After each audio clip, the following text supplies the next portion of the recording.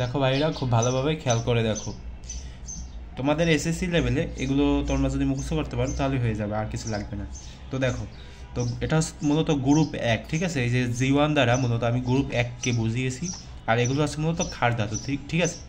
এই যে lithium, sodium, potassium, rubidium, caesium, francium, এগুলো তোমরা ওই যে পর্যায়ে সারণীর যে ছকটা আছে না, সেটা খুলে তোমরা দেখতে পারো, মিলিয়ে দেখতে পারো আর কি। তো গ্রুপ 1-এ এই ধরনের মৌলগুলো আছে, ভালো কথা। এরপর গ্রুপ 2-তে যে মৌলগুলো আছে সেগুলো আছে তোমার মৃতাক্ষার ধাতু, ঠিক আছে?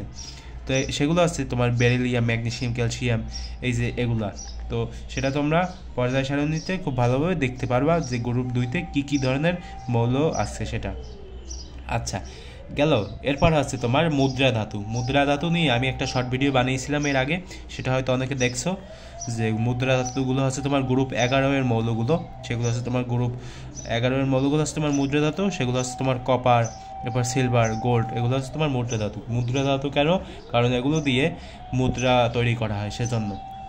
এরপরে সর্বশেষে এখানে দেখো কী লেখা আছে, গ্রুপ 18, অর্থাৎ 18 নম্বর যে গ্রুপটা, সেটা হচ্ছে তোমার নিষ্ক্রিয় মৌল। সেখানে যে কটা মৌল আছে সবগুলো হচ্ছে তোমার নিষ্ক্রিয়।